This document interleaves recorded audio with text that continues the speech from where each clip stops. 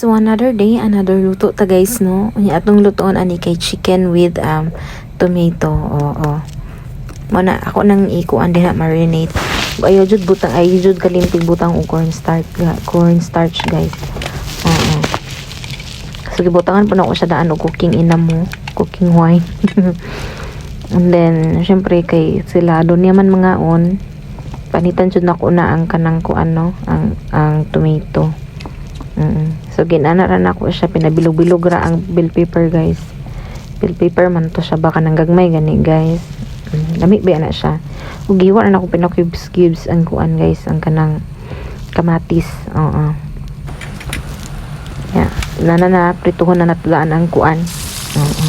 Kaning chicken. Yeah, pag mag golden brown na siya guys, pwede na siya no. Yeah, ibali na to. Dali na to na. Dali naman na siya kuan. Sakit lang ang mga pisik-pisik ko eh. Sakit kayo. Pero wala na masakit kung biyaan kasi mo hang gihigugma. Ay.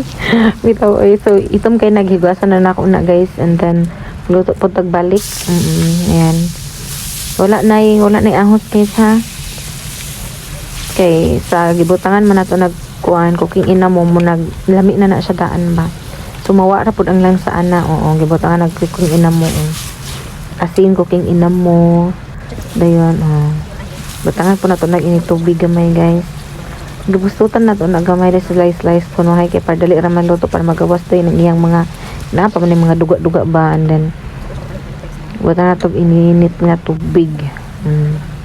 So luto na siya, ibutangan nato ug kanang dark soy sauce to siya guys ha.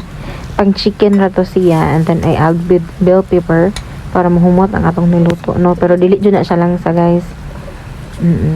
Ayan. So mura po daw kong gibutang ang sauce niya kay para mag sticky siya kay naman na siya cornstarch na. So lami siya. So mo na siyang finished products. Ganahan gid sila amo ana. Try ninyo.